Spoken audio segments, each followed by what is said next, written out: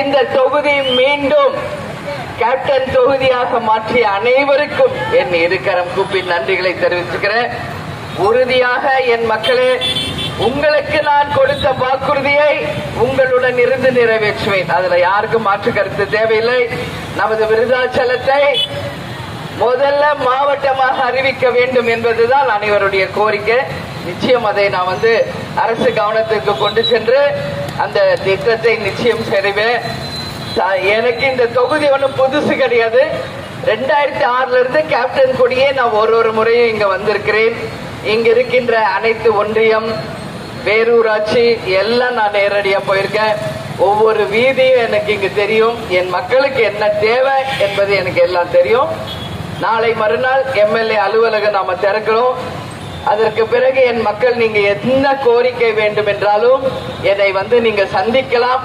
உங்கள் கோரிக்கைகளை என்னிடம் வைக்கலாம்.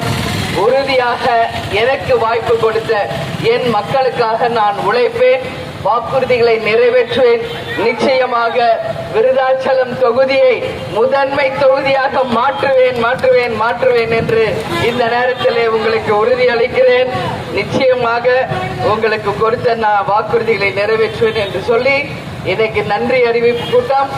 எனவே உங்களுக்கெல்லாம் நிச்சயமாக இந்த தொகுதிக்கு என்னெல்லாம் வேணும் நான் குறிப்பறிந்து நிச்சயம் செய்வேன் என்று கூறி என்னை வரவேற்ற அனைவருக்கும் இருகரம் கூப்பி நன்றிகளை தெரிவித்துக் கொள்கிறேன். உங்கள் அனைவருக்கும் நன்றி என்று கூறி விடைபெறுகிறேன். நன்றி, வணக்கம்.